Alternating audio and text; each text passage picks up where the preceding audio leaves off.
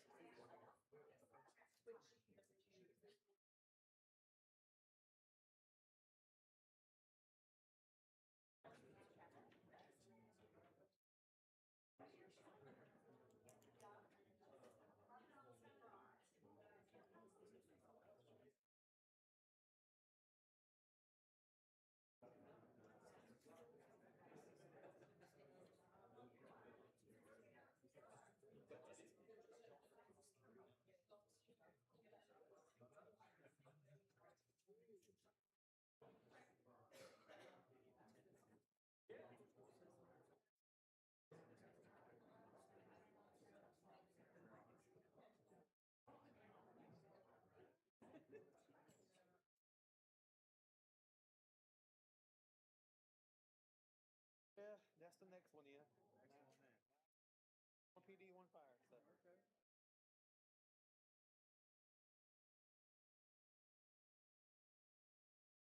Conway, Exhibit 24. Yeah, that group all, they're certified. I found them, they didn't go somewhere else to try to sue. But now I said, well, now see them as regular service. He's on field, so still, Floyd's still pretending he's in. So I'm trying to figure out how this is my time. I do that.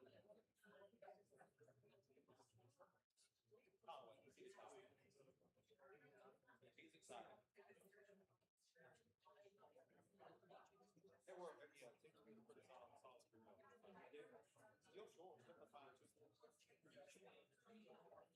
All those are replacement.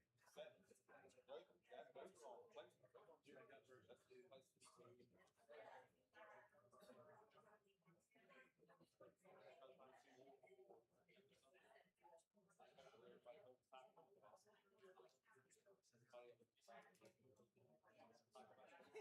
Every time we get up, they'll start scrimmaging. We get about 7 or 8 spots, and then we'll try to narrow it down. Get back to the I laugh. We spent 4 days at Sultan. 5.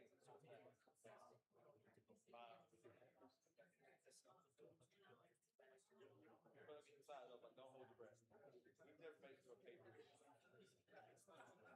Over the shades. It's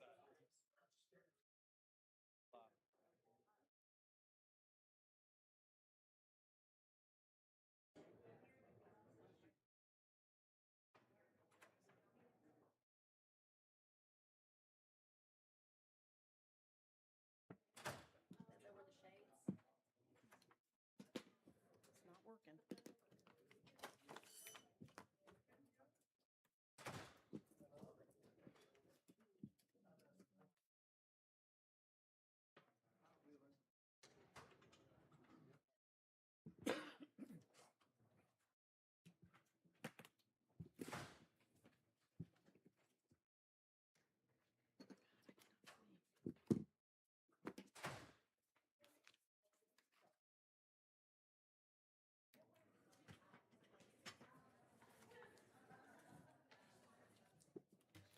So we'll continue our meeting. Council met in executive session and no votes were taken.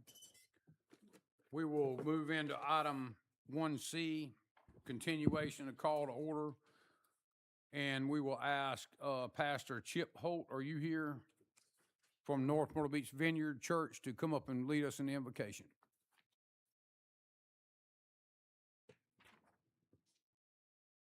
Well, thank you for having me here this evening, and let's pray together. Father, I thank you for this time. I thank you for this council, for the city. I ask that you would give us wisdom. I ask that you would give us clarity, compassion, as we face decisions and make decisions, God, communicate. I pray that you would be blessed and honored by what happens here in this room and in this city, that we would be known as a place that shines the light of Jesus. We thank you again for this day and this evening, and we pray this in Jesus' name. Amen. Amen. Thank you. Please stand for the Pledge of Allegiance. I pledge allegiance to the flag Of the United States of America and to the republic for which it stands, one nation, under God,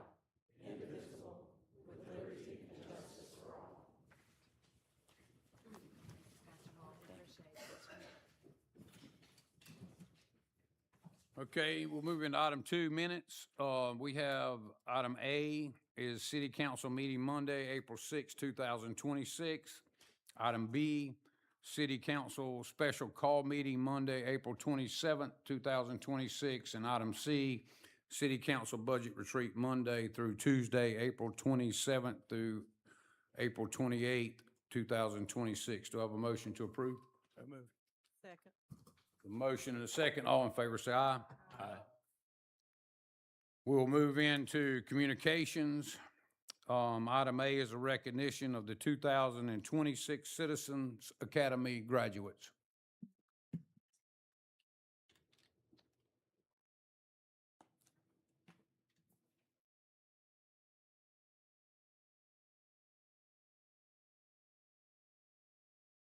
Hi. I'm Angela Westmoreland, and I had the privilege of spending 7 weeks with a beautiful crowd of North Myrtle Beach citizens. They committed to coming every Thursday. I want to thank all the department heads. They got to meet just about everybody in the city, and it was a great opportunity for all of us, and we made a lot of friends, didn't we? But first, I want to start with who has the best job in North Myrtle Beach? That's right. All right, as I call your name, come up, please. If you'll give them a talent. And we have a certificate and a little gift for you. Kirsten Baker.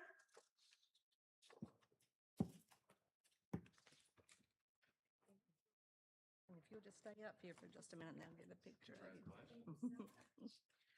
Miss Barbara Campbell.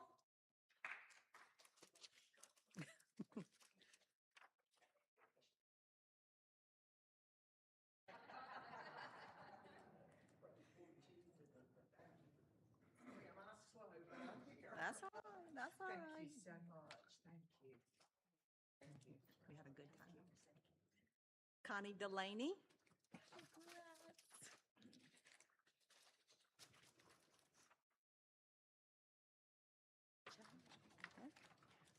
John Dureski.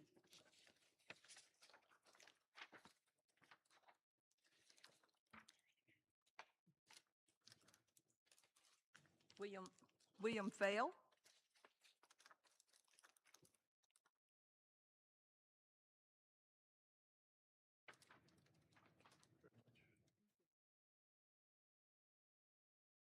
Gretchen Floyd.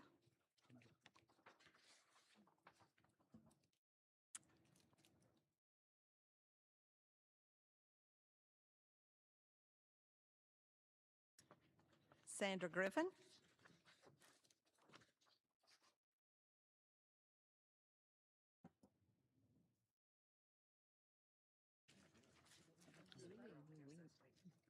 Edward Hughes.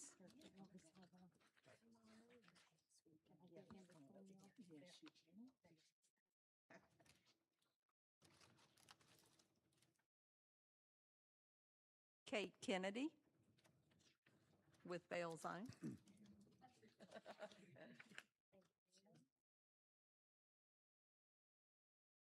Deborah Lombardino.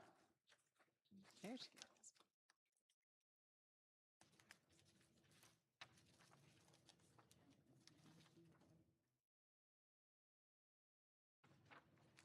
Patricia Nugent.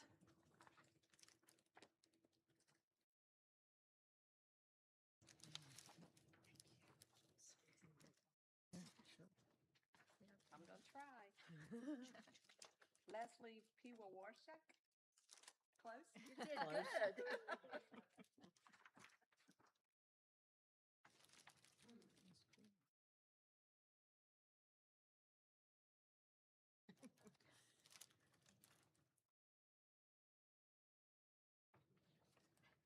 Robert Roman.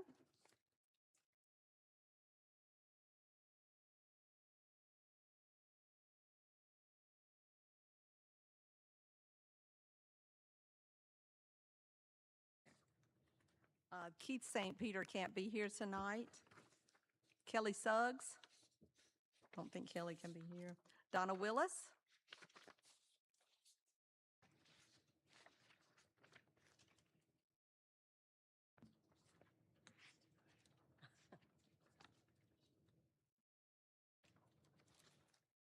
And Melanie Yarborough.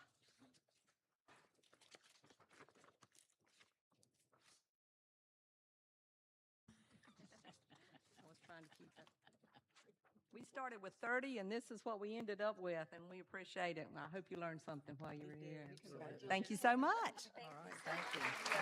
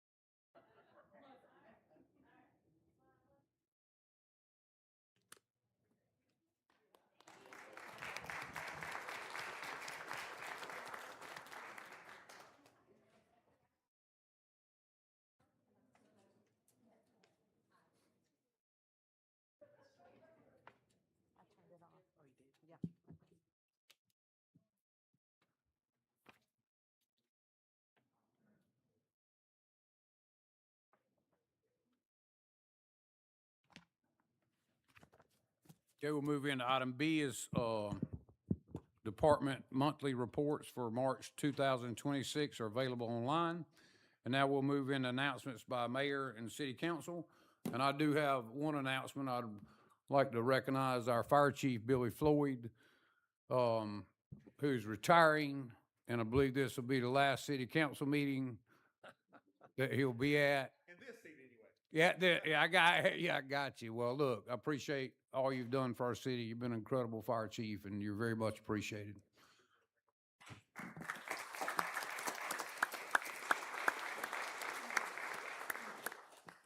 there any other announcements by council? Okay, hearing none, we'll move into item 5, consent agenda. And if it's okay with council, we'll take these 4 items together. Is that okay? Does anybody want to separate anything or, okay? All right, I'll read them by title. Item A is a resolution to approve mutual aid agreements for the 2026 Memorial Day Bike Week. Item B is a motion to appoint 5 appointments to the Construction Board of Appeals. Item C is a motion to approve Ocean Drive Shag Club Beach Dance Party to be held May 7th, 2026. And item D is a motion to approve Junior SOS Beach Event to be held July 17th, 2026. Are there any comments by council? So I think we discussed all of these in prior meeting. I believe we did. I know the mutual aid agreement for Memorial Day is just in case we need or other fire departments need or police departments need assistance. We all agreed that we'll help each other. And then, of course, we're appointing people to the new Construction Board of Appeals that was just installed. Ocean Drive Shag Beach Club is kind of something that's held every year, and then the Junior SOA Beach event is held every year. Are there any comments by council? I move for approval. Or are there any comments by the public regarding these 4 items? Hearing none, I need a motion to approve. So moved. Second. All in favor, say aye. Aye. All opposed? Ayes have it. We'll move into unfinished business. Item A is the ordinance second reading amendments to Chapter 12, Health and Sanitation of the Code of Ordinances of North Myrtle Beach, South Carolina, banning smoking on public beaches. Is there a motion to approve? So moved. Second. Are there any comments by council?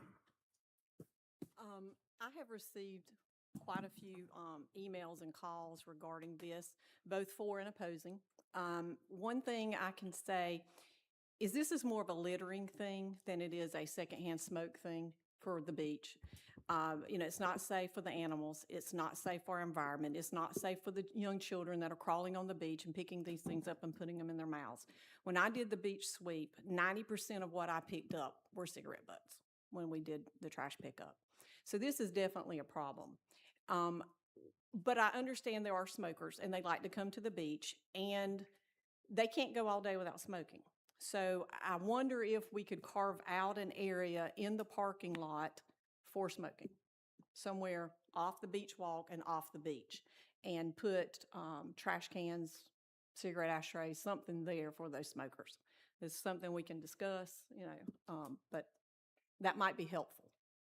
Yeah, other cities that have done that, I've seen where they've done that, and certainly we'll have time to do that, because this doesn't go into effect immediately. There's gotta be some education here to educate not only our tourists and seasons already here, but I agree. I agree with Jerry. I think the trash cans are a good idea to give them somewhere to go. I also think that this is a step in the right direction. For anybody that has done a beach sweep, the majority of what you pick up is cigarette butts. And I think it's important to have a nice, clean beach for our residents and our vacationers. With that being said, with trash cans, Dana, I know we tried trash cans on the beach that were weighted. From what I understand, that they did work. I'd like to see, as a city, we try to get more of those trash cans on the beach so we don't have them blowing around in winds and everything else. Thank you. Are there any other comments by council? Getting to Jerry's point, I think she does bring up a good point, is I know it sounds almost ridiculous. If you remember back in high school, you had a smoking area. And I don't know if that, our walkway ends or, somewhere up there that we potentially create a smoking area. I'm not sure we want them to smoke because they're going to smoke. Now, whether they go and hide in the dunes or they go back in the parking lot, that's the only issue. I'm just not sure the best way to handle that, whether you try to go ahead and create a space, smoking area, which sounds ridiculous, but we still have a lot of smokers. But that's just my thoughts on that. Whether we change things or add that to it, I'm not sure.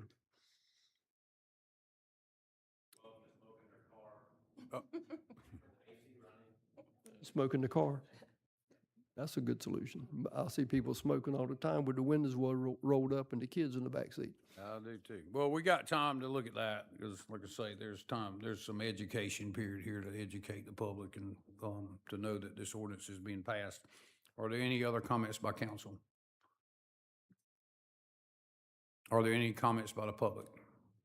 How are you going to enforce it? Please come and give your name and address, and speak into the microphone so we can hear you.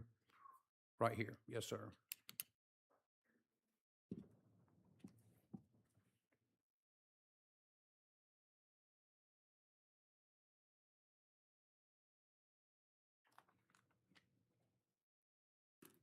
Hi, my name's Dale Grimsley, 1402 Fox Hollow Way, North Myrtle Beach.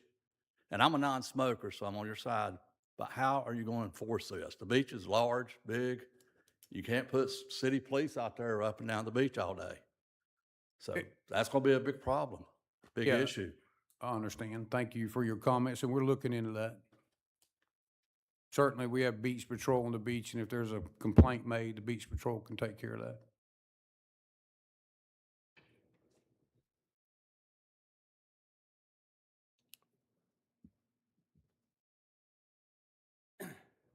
Good evening, John Griffiths, Cherry Grove.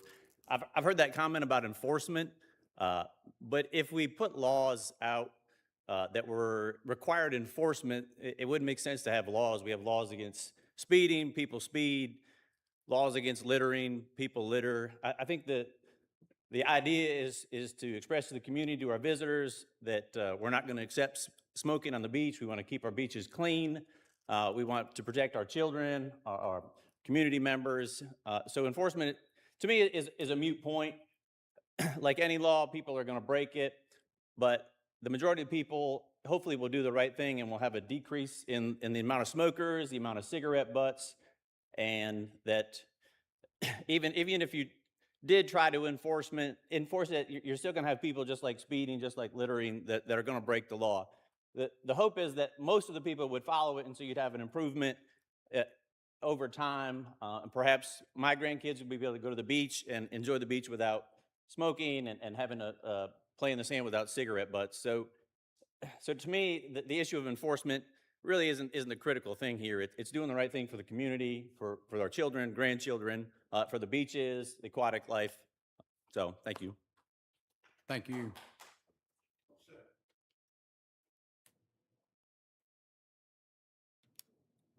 Hi, my name is Pamela Gibson, 2609 South Ocean Boulevard, Crescent Towers 1.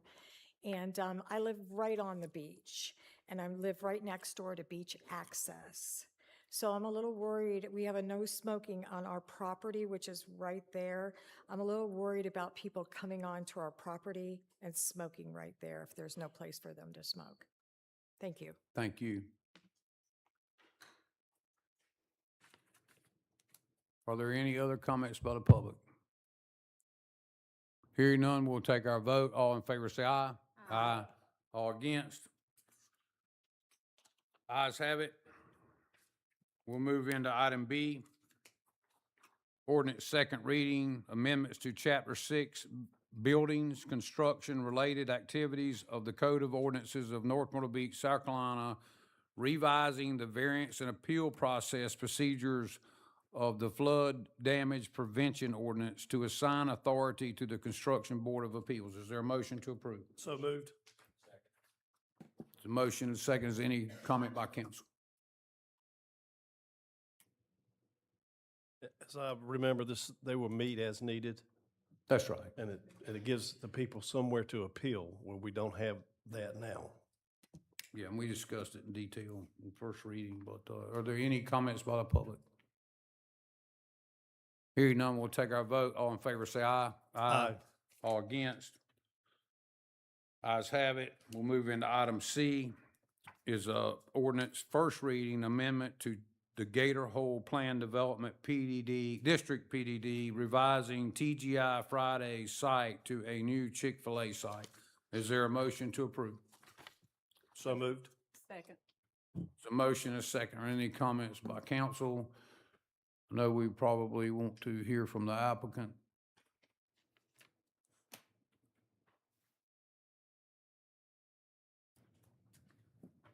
And I do know, just to bring everybody up to speed, we had one council meeting about this, and we decided to take it to a workshop, and we did get to a workshop, and we went through that, so now we're back.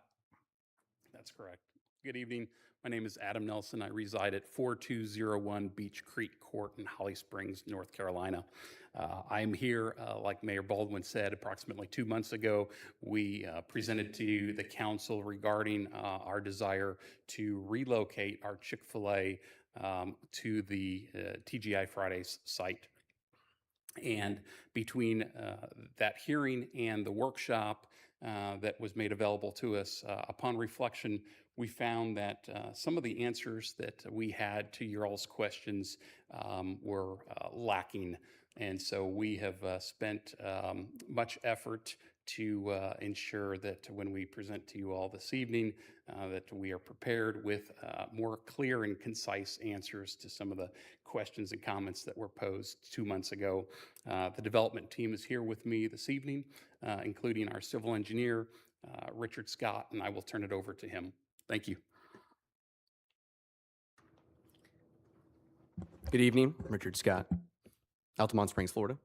I do have a presentation that I will have to pull it on the screen here. I may need staff's help.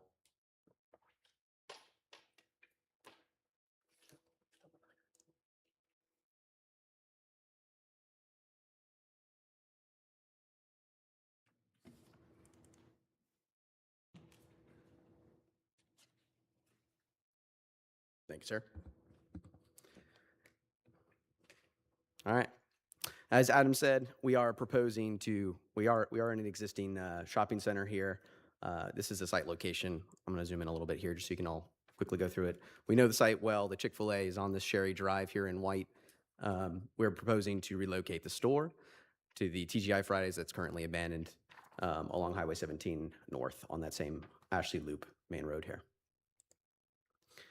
Just a quick comparison of the two sites. The existing Chick-fil-A site that's operating today is on the right side of the screen, and then the proposed new conditions is on the left. Chick-fil-A is moving this location due to some, size constraints to this site. Stacking, if anybody's seen that before, there's issues with drive-through stacking. We're proposing this new site, which will allow us to separate the Chick-fil-A drive-through from the parking situation. And that's, again, to the safety of the customers and the safety of those drivers, to separate that. Just some quick high-level things I want to highlight. Right now, we have people that are parking off-site. We're trying to propose all of those people parking on the Chick-fil-A site and a safe way for them to get to the building. The new site we are proposing will require us to add in a dedicated left turn lane from our traffic analysis, and that's shown here in green. We are widening that driveway to add a left turn lane. Just a quick breakdown of the traffic report. This was the big item that we needed to explain a little bit further. We've done an analysis of the morning, midday, and night. We are improving the morning and the night, and we want to break down the midday a little bit further here. Again, today there's only existing 2 lanes. We're proposing 3 with that left turn dedicated. So with the morning, we are improving it by about 3 seconds from 16 seconds. I've got some visuals here on the screen so you can quickly see what those car lengths look like from the traffic report. On the tops of the screen, you're going to see the existing conditions. On the bottom, you'll see the proposed, what we're proposing. And the reason why we're able to reduce the average wait time from 16 seconds to 13 seconds is that left turn lane. So I want to jump into the proposed conditions, which for the midday, which is the worst peak time. So again, this traffic report is breaking down the worst time of the year, worst season of the year, the worst hour. This is the worst condition that we're looking at on this site. We're looking at about 7 cars on average would be sitting here about 3 minutes. Without Chick-fil-A, it would be about 2. So that's what we're proposing here. Again, adding this left turn lane does allow for cars to get into that right turn lane and go straight and not be stuck behind all those that are currently would be going left. And that's how we're able to minimize the impact of Chick-fil-A. And then again, on the night condition, we are actually, again, improving 1 whole second of the average wait time of people that are at this intersection. Some solutions. Again, thank you for all the input that you provided to us. We have provided some additional solutions from our first reading here. We've got wayfinding signage that we're proposing, driveway lane closure, and some signal work with DOT that we're trying to work with. So the first item is we are proposing to kind of train some of the everyday customer, but as well that the tourists, to show them there's other ways to go other than left. Again, as we mentioned, it's about 7 cars, but we do want to make sure that we can incentivize people to make right turns out of this development. And so we're showing those at these 3 locations here as indicated on the screen in blue. One of the other items that we came up with the help, we brainstormed this with the store operator. As we know, Chick-fil-A is somewhat of an expert on traffic. And so what we've showing on the screen here, this blue arrow, on the bottom of the screen here, we're proposing to close that southern driveway as needed during peak times of the year to allow further stacking and using this driveway, as you can see here by the arrows, adding about 300 additional feet. Again, the cars that we showed stacked to about here, we're adding significantly more than that, should it be needed during the peak seasons of the year. We've also pulled back and made some changes to the site plan, again, at a request to make sure that we can accommodate those right turns out of the drive-through and improve that during the peak times. And lastly, we are trying to work with SCDOT. We've reached out to them to see if there's any improvements that they can do with the signal timing here. I would like to quickly introduce the store operator, Jeff Cash, as I mentioned before, just to give a quick description of why he needs this. Thanks, Richard. Hey, Council. Jeff Cash, North Myrtle Beach. Again, just want to thank you guys for allowing this to go to a workshop so that we could go back to the drawing board, make a few changes that I think improve the site for the whole development. And then two, just to reiterate, when we think about the chaos of Chick-fil-A today, the chaos of Chick-fil-A today it's really comes from the customer trying to get on our lot. I think what we do a great job of at Chick-fil-A is we create some organization around them coming off of our lot. And so we're talking about every 15 to 20 seconds. If we're doing our job right and we're moving quickly, you're going to see a car come out of that lot about every 15 to 20 seconds. So when you take the data that they just showed, 198 seconds would be the worst case scenario. Talking to our traffic engineers who did the report and doing a little more digging, that's extremely conservative because it still has our existing Chick-fil-A in that data and the new Chick-fil-A, which I think is a very important point that we need to make. But still, 198 seconds. If you break that down into 15 to 20 second increments, the car stack's never really going to get above 7 or 8 cars. And then I think just the last thing I would just say is, I mean, this would be a big deal, not just for me, but for our 125 employees at that location. I think for the city, I think it's going to allow us to continue to grow. And here's what I'll say. As the local on-the-ground operator, I want this to be a great experience. So we will do everything we can day in and day out to put traffic directors out there, to move cones around, to make sure that people know there's other ways you can get out of that development in order to get to 17. So again, just want to say super grateful for you guys for pushing it to a workshop and letting us go back to the drawing board a little bit and bring it back to you guys. So, Well, Jeff, it was helpful that you met with us in pairs and threes after the workshop to discuss things, even more. I have 100% confidence that you're going to do a great job. Thanks, Bub. I appreciate that. This is very helpful, and I think, Councilman Thomas asked, it's gonna be better or worse, and we didn't get a straight answer, in the workshop. But as we see now, looking at this traffic study, it is gonna be better in the morning, it's gonna be better in the afternoon. Potentially in the middle of the day, there could be somewhat of a problem, but with the wayfinding signs and you've shown where people can go and travel, look, I know me, if I get in that left-hand lane, I don't have a lot of patience. So if the traffic's not moving pretty fast, I'm getting in the right-hand lane and I'm gonna turn right and I'm gonna turn around as quick as I can and head back out of that stoplight. And I think if you have the wayfinding signage, it'll help tremendously because you can turn right. I mean, that left turn is where our big concern was.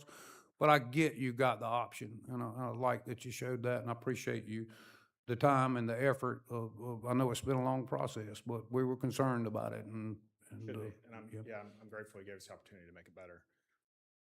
I have confidence that the safety of your customers is utmost importance to you, and you've shown that here, and you show it every day in the circumstances that you are in now, which are totally dangerous. So you are handling it very, very well and no incidents, and I feel like you will do a great job moving forward.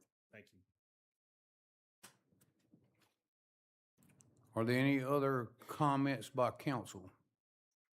I have a few comments. I mean, as y'all know, at the workshop, I probably had the biggest heartburn on all of this.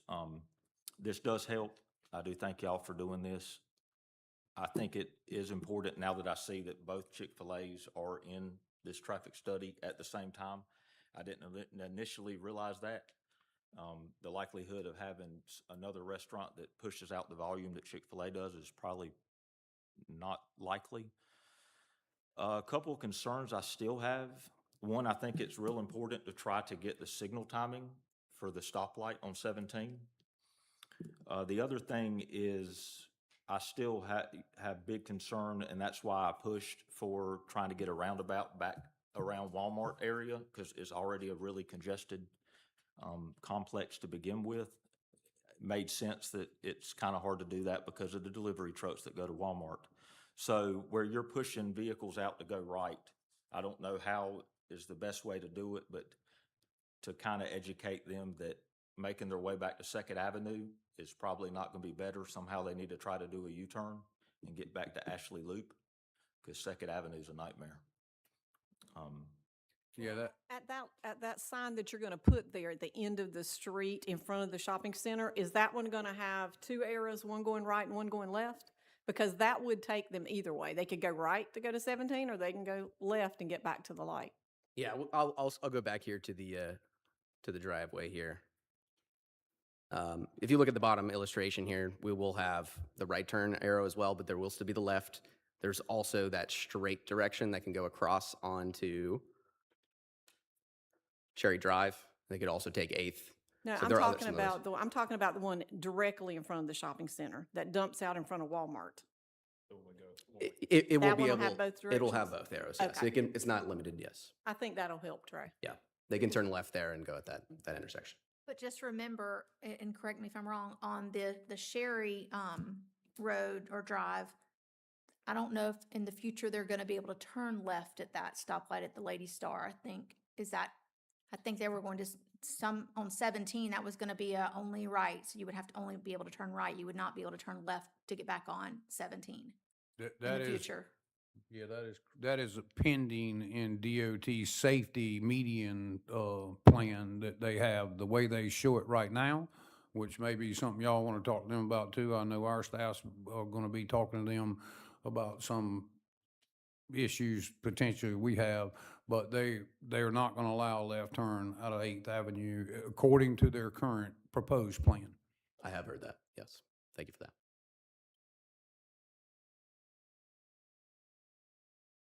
Are there any other comments by council? Are there any comments by the public?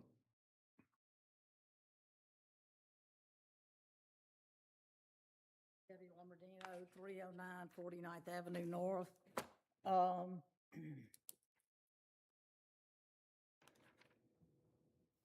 What, if I'm understanding correctly, the traffic study was done in October. Was there another one done after that?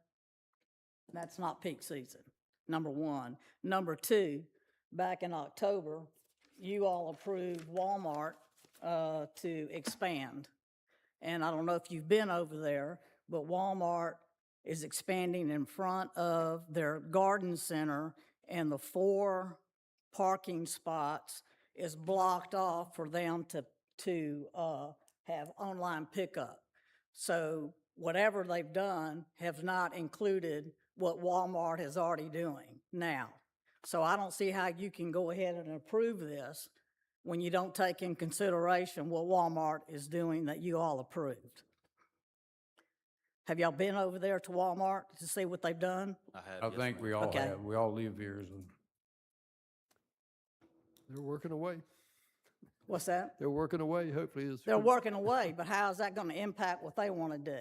Because now you're talking about taking the traffic right at Walmart, but Walmart has blocked off the parking lots. Mr. Cash, didn't I ask at the first reading that we had on this, did I not ask about that study and when it was performed? And you guys said October, but that you took into consideration peak season traffic, even though the study was done in October? Yes, ma'am. They built in the seasonal variance into the study, and that peak hour as well of that seasonal time frame. So it's in there. So your study is based on the critical time of primarily July, late June, and all the way through middle of August to handle the worst-case scenarios. But your Public Works Commission says it doesn't cover the daytime. In their report, is what they're saying is that it does cover peak seasonal traffic in the left lane, but it doesn't completely alleviate the midday queuing delay. I think the report he was speaking of did cover the evenings, the midday, and the 5 o'clock rush hour or 6 o'clock rush hour. Well, that's not what it says. Could we get their traffic engineer to speak, please? Absolutely. Thank you. I'll bring up our traffic engineer. Well, this is Rob Wolfong. He's a local engineer. I'm Rob Wilfong. Live here, work here, and do a little traffic engineering on the side.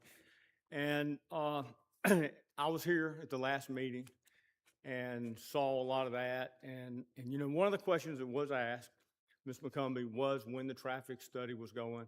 And in fact, you know, that's really the worst question you can ask a traffic engineer because it's always the wrong time. You know, what about the school traffic? What about the peak traffic?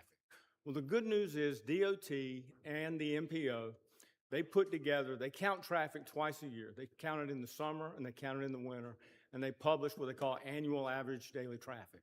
So based on those variations, they develop peaking factors. So you can take a factor that's provided by DOT, times that count, multiply, and grow it or decrease it so it accurately reflects the traffic at that time. So, you know, answers the question about, you know, when it was done, because if we'd done it in the summer, what about schools? You know, what about the transit? And we know that here, our traffic varies consistently. I think last weekend we had SOS. And it's just, you do the best you can. And I think if you go all the way back to the very first slide that was up about where it is today and where they're going, you can look at it and see this is definitely a safety improvement. The Home Depot across the street had all this stuff inside of it. You know, they're taking up spaces with product, but people are parking over there. They're walking across the street. You see it all the time. So, you know, them moving, having a much larger footprint, place to keep the traffic more on-site is a good thing, enhances safety considerably. Okay, I guess my question is, you all are saying that what you've approved for Walmart, that was not considered in this, will not have an impact. Is that what you all are saying? Approved for Walmart was for their online business and pickup. Now, I think one thing you might want to keep in consideration when you look at Walmart is currently they have one in construction up in the Sunset Beach area.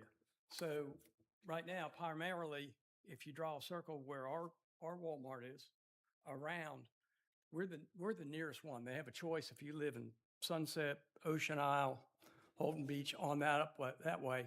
Your options are to either come to the North Myrtle Beach or to go towards Wilmington or Leland in that area. So, I mean, I think that in the coming months, as that particular Walmart and some of the other grocery stores and other box stores that are coming online up there will have a reduction in the amount of traffic that we have from people that are coming across the line to utilize those stores. That's just Yeah, I know, but we're talking North Myrtle Beach. We're not talking. I understand 100%. But if you look at what's there, I have pictures of what's all blocked off, and I just don't understand how you can say that you can move forward with this project without taking this into consideration. That's what I'm saying.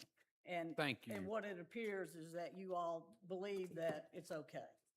Thank you That's for your why- time. We've had a council meeting and a workshop on this, and this is the second meeting, but this is first reading, so we will have another, this will be on the next agenda for second reading.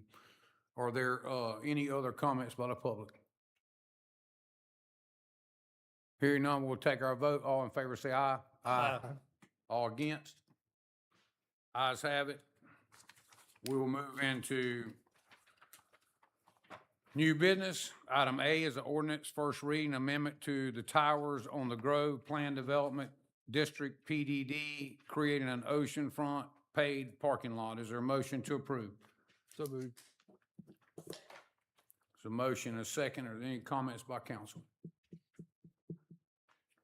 I don't know if we can pull that up. I'd like for the general public, if they could see that layout, I think they would be, probably feel pretty good about it. Additional parking there is not going to, is going to be our friend. Yeah. Put it That shortly. area, Put we it don't- shortly. We don't have a lot of it.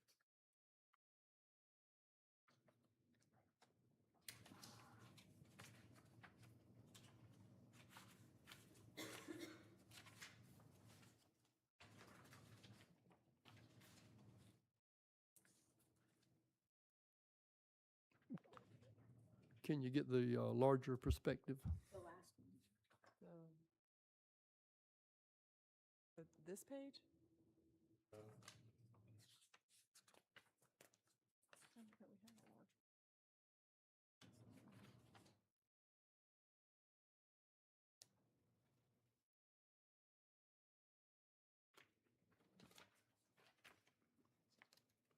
Okay.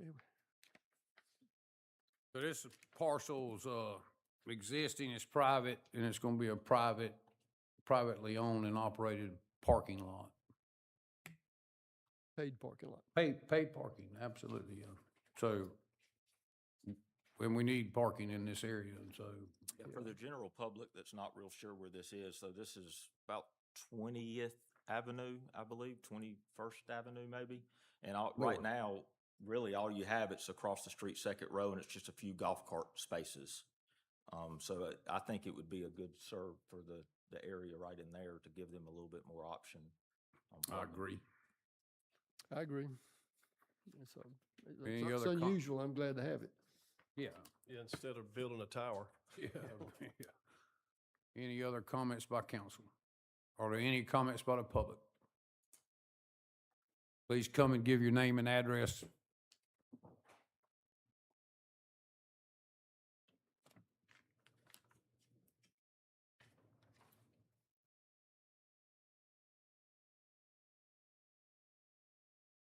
John Griffith, 612 20th. I live right by there. I'm just curious, is that going to restrict the existing beach access there that the public has on the right side of that empty lot? No. No? On the plan, you can still see the beach access if you look up. Okay, so that's still going to be there. Yeah. How many lots is that? 27? It's, as far as lots, I'm not sure. It's probably 90 feet, but I'm not sure. You talk about parking spaces. 27 parking places. 3.5. And where will people from that lot access the beach, on that existing beach access or a new beach access? Suzanne, can you slide that up some? I don't. There's not a new beach access, so it would definitely be the existing access. They'll use that existing access point? Yeah, over in the corner. Where 15 and 16 are. Okay, thanks. Are there any other comments by the public?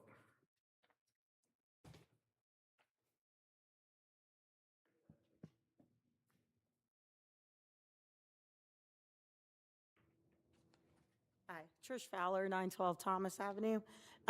With this parking lot, with others going in, with the recent parking lots the city just built over the course of the winter, with the increasing evidence that non-permeable surfaces are one of the leading causes of our beach erosion everywhere, have we considered requiring future parking requests to be permeable? Can still be hardscaped, but permeable for rainfall. That's all. This particular, according to their site plan, it is existing gravel. So it would be, we're headed in the right direction on the drainage. Are there any other comments by the public? Hearing none, we'll take our vote. All in favor, say aye. Aye. All against? Ayes have it. We'll move it into item B. Ordinance first reading amendment to the Hope Point Plan Development District PDD, replacing the previously approved townhomes along Sanctuary Way with detached cottage-style homes. Is there a motion to approve? Motion. Second. There's a motion and a second. There's any comments by council? Yeah, I have some. Yes. Definitely have some concerns on the driveway lengths. If we look on staff comments, pardon me, that, typically that, we've, over the last several years, through trial and error, more on the error side, we pretty well established that we need to have a, minimum parking depth of 24 feet, where a lot of these, the majority of these are proposed with 21 foot. And some of those are actually drawn to the face of the house, not necessarily to the parking area itself, because there is a small landscape buffer between the concrete or whatever the pavement is and the structure itself. That's my primary concern. Is one other issue is that we've got certain different house names on here, but within primarily two, where there's multiple different floor plans that are listed within the presentation, and they are also showing on the renderings. They're showing detached garages, but there's no space within that would allow for those on that. Is the applicant here? Thank you, Mayor. And Councilman Cohen, I agree with your comments. Some of those we addressed at Planning Commission. Their approval was contingent on the idea that there are no detached garages associated with this product. If you look, you'd probably recognize this is the same product that went in at Grand Dunes North. It just looks familiar. It is, it's the exact same product. And the depths, I agree with you, we've tried to establish that as a principle, that that's what we would have. The depths on these units are the same as were previously approved on the townhomes. I recognize that that was earlier in time, so that's where the difference came from on those. I think you understand probably more than anybody, maybe Hank as well, that in this market, selling an attached product is very difficult. There's not a market for that. So going to a detached product that was already proven successful in Grand Dunes North was the reason for the product change here. So, And I totally do not, I don't argue the concept sure. of it. It's just the concern on the driveway lengths that keeps coming back to kind of get us. Sure. And it works well until people move in. Agreed. I understand. If Suzanne, could you pull this up? I agree with Mr. Coyne on this, that we fought that battle on driveway depths and the roadways, and it's just, it's really become, it's not an issue on paper, but if you're unsuspecting buyer and you go by it and find out, well, they can't even walk down the street.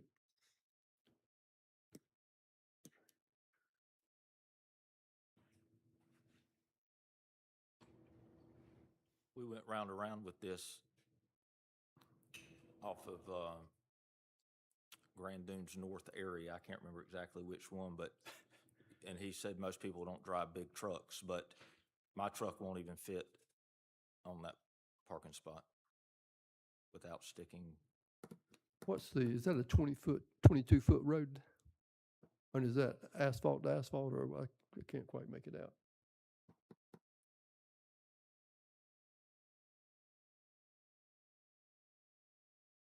You can see what was previously approved a little further down.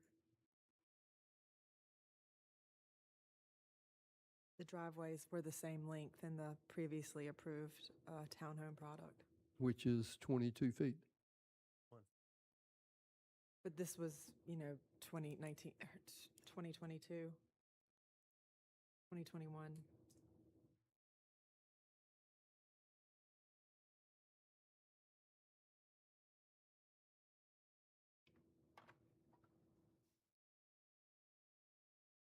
And I don't recall if those townhomes, if they had garages or they were just, They do. they did have garages, so they could pull in, whereas these homes, I mean, I saw some of them are 21 feet, and there's no sidewalk.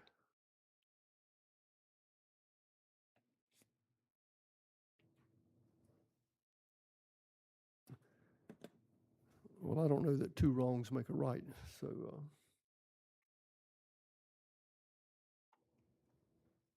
Well, I'd certainly rather see the single-family homes than the townhomes, but I understand this dilemma too. Is there a way that maybe you could increase these driveway lengths? I think the way to Change the do that design? is to shorten the depth of the patio on the rear, which is not a great solution, but it is a solution. And I think the developer understands this is a concern. So if you made that a condition, I think they would learn to live with it. Well, it sounds like the majority council feels like that's an issue, and then even if they needed to reduce the density a little bit, it wouldn't hurt our feelings, it wouldn't hurt mine, I can tell you that, so. That's going to be normally when we go back into a PDD, we're normally doing that to do some density reduction. So that's kind of where I was going to go with that as well. Yeah. It was 30 townhomes, now it's 30 patio homes. Correct. And I get the reasoning they're doing it. Mhm. But I would love to see some density reduction as well. Yeah, and usually we have a constraint with the width. Here, the depth is the constraint we have. So, I mean, if that's the condition that council wants us to consider, I think that will be a favorable consideration. We'll come back before next meeting with both a reduction of the depth of that patio so we can slide the depth back to get you the 24 feet and a reduction in density. Are there any other comments by council? So we could vote on this for first reading, and then they're going to come back and address your concerns. Are there any other concerns? Do we need to make that part of the motion? Chris? Well, whoever made the motion can amend it for sure.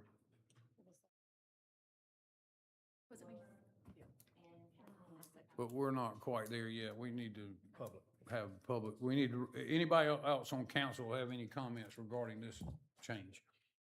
Okay, are there any comments by the public? Okay, hearing none, well, would you like to change your motion to include that the applicant increase the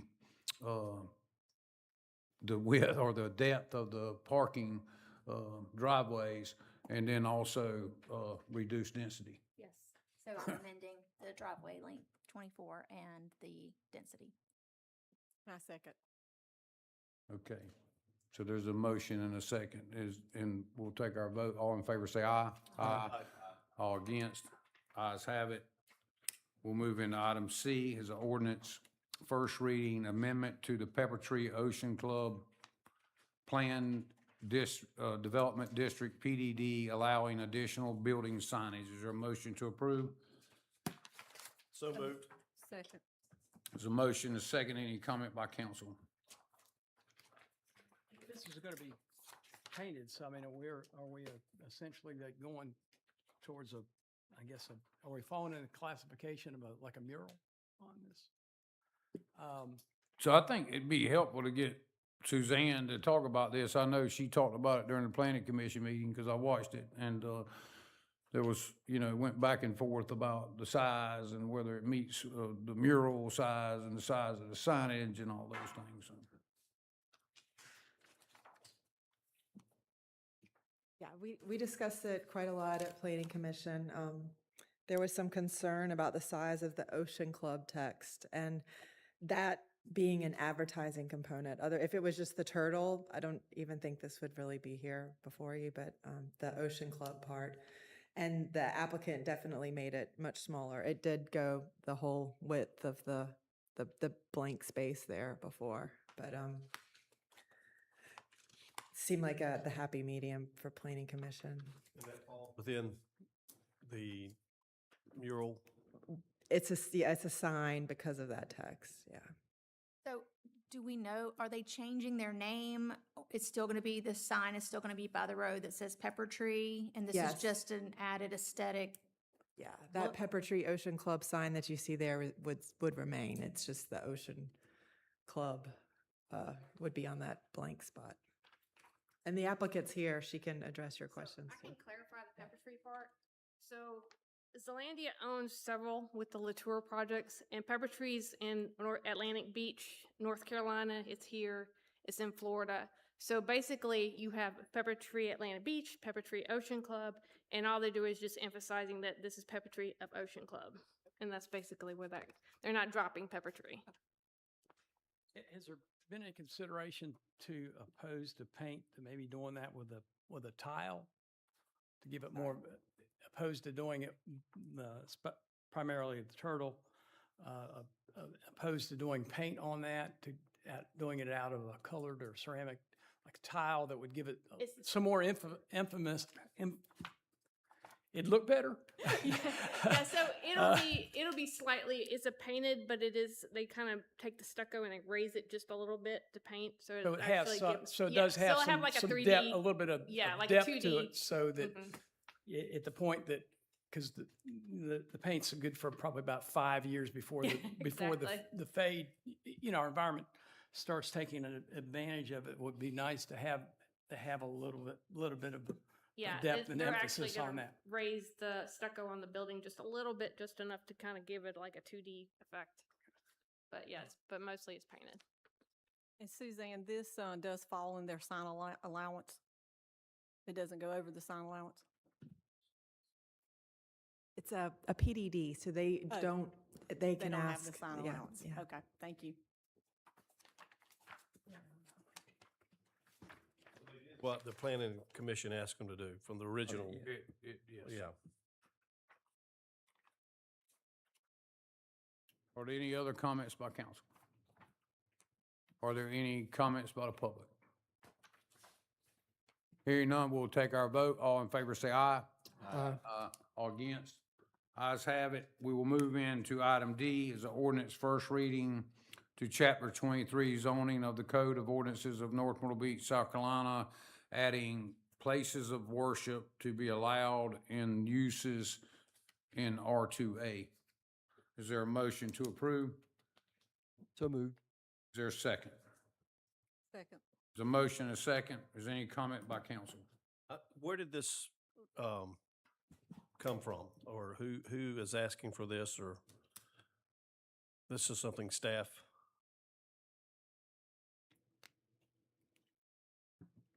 This was brought up to us by Nations Homes. I believe it was out there in the, what's the name of that? Yeah, the Sandridge tract. It pointed out a discrepancy in our zoning ordinance some years ago when the R2A district was created. It was just an oversight that houses of worship were not listed as a permitted use in the R2A, where it is in other zoning districts. So this is just kind of bringing that into consistency with other zoning districts. But it took an applicant coming in asking about that out at the Sandridge tract to point out that that was an oversight from many, many years ago. Okay. Any other comments by council? Any comments by the public? Hearing none, we'll take our vote. All in favor say aye. Aye. All against?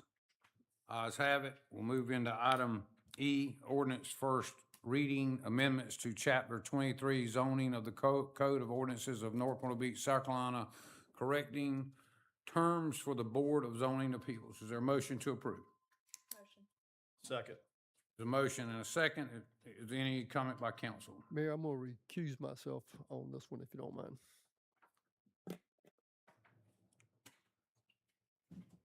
Is there any comment by council?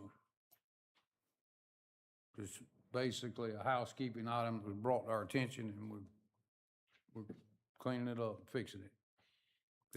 No comment by council. Is there any comment by the public? Hearing none, we'll take our vote. All in favor say aye. Aye. All against? Ayes have it. We'll move into item F, ordinance first reading amendments to Chapter 23 zoning of the Code of Ordinances of North Myrtle Beach, South Carolina, solidifying staggered terms for the Planning Commission. Is there a motion to approve? So moved. Second. The motion is second. Any comment by council? Doing the same thing we just did on E. That is correct. Any other comments by council? Are there any comments by the public? Hearing none, we'll take our vote. All in favor say aye. Aye. All against? Ayes have it. So we will move into public comment. If there's anybody from the public who would like to address council, please come to the microphone, give your name and address, and we have a 3-minute time limit.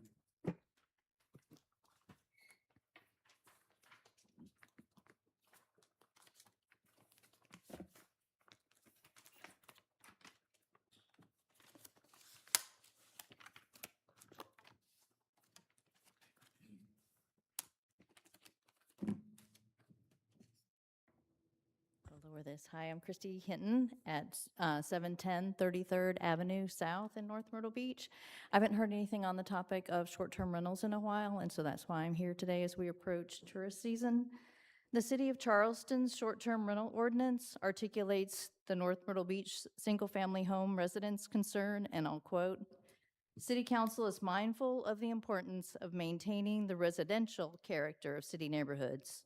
Absent appropriate controls on the number, the manner, and the places of operation of short-term rentals, neighborhoods stand to be harmed by undue commercialization and disruption to the primary and overarching purpose of a neighborhood being, first and foremost, a residential community where people actually live and not a place of transient occupancy.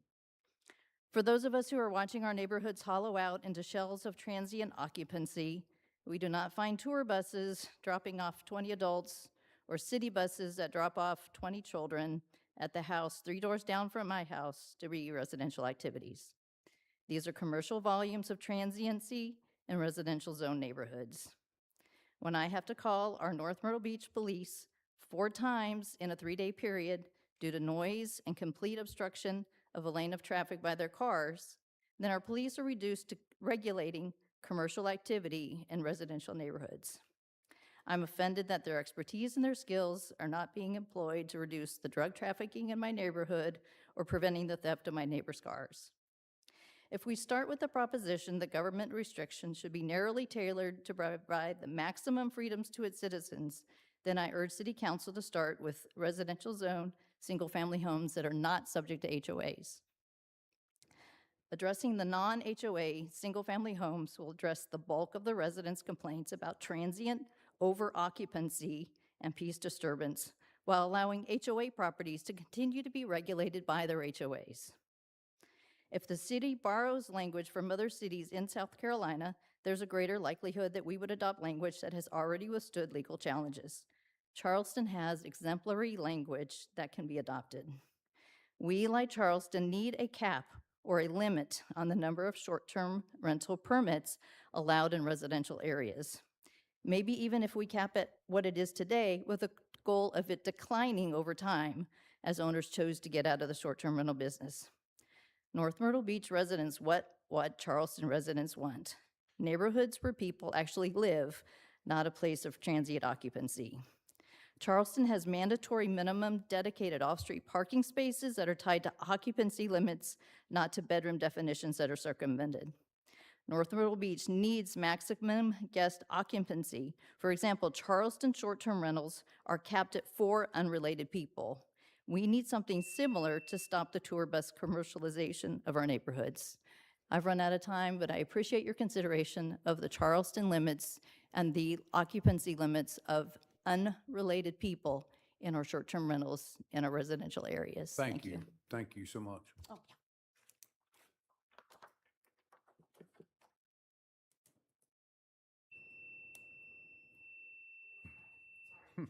Are there any other comments by the public?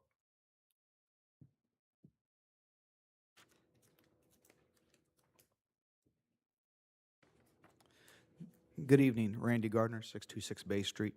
Thank you for the opportunity to speak with you this evening. I'd like to comment on the proposed 26-27 budget.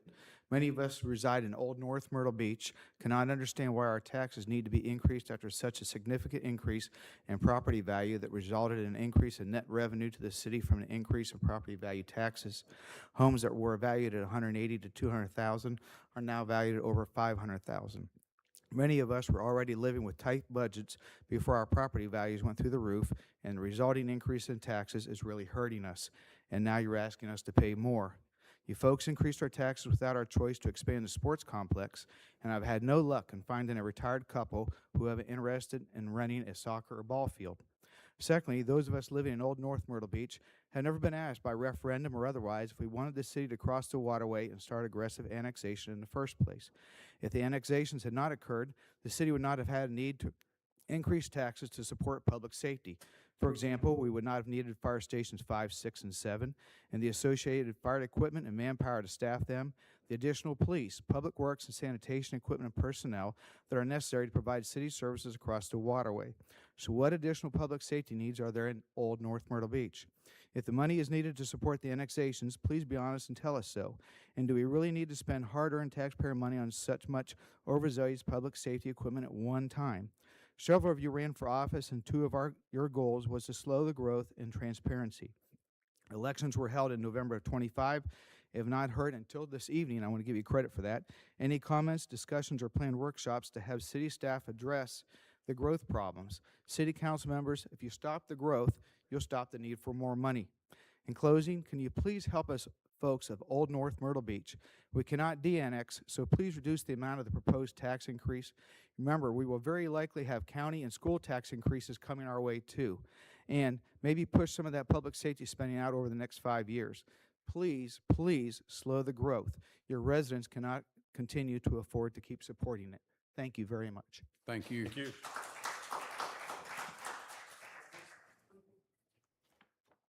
Are there any other comments by the public?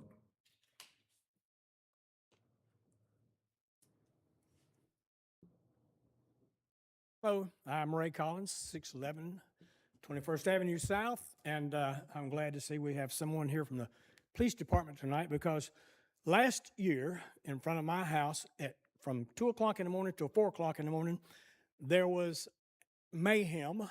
There were 2 police cars parked across the street from me, and I walked out and asked them what they were going to do about all the noise. By the way, I'll read this from the city. It says the maximum permissible sound emitted from commercial property, private property, public right-of-way, or from city property when measured in accordance with section 12-73 shall not be in excess of 60 dBA. And I just passed that because I got a little sound meter right here on my phone. And when I asked the policeman what he could do about this noise, this is what he said. There's nothing we could do about it because these people are in their cars. If you're going down, it says you can't even race your engine. And that's all they do all night long.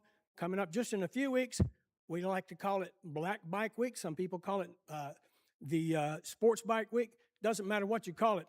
It's too noisy. And I know, Mr. Baldwin, you said that we're going to take care of that this year. I sure hope so because it is a pain in my behind when I'm trying to sleep at 2, 3, 4 o'clock in the morning, and there's a party out in front of my house that I didn't ask for. Thank you. Thank you. I will clarify, though, I didn't say we're going to take care of it. What we did was we passed an ordinance on short-term rental effects on other properties or residential, our residents that live here, and we're still working on that to this day. We do have issues. We are addressing them as best we can. Are there any other comments by the public? You also, that ordinance, it's about cars that are blocking right-of-ways for the police and fire department as well. So this year they'll be able to tow those cars without any question. Are there any other comments by the public? Hearing none, we'll need a motion to adjourn. Is there a motion to adjourn? Motion. So moved. Motion is second. All in favor say aye. Aye. Aye.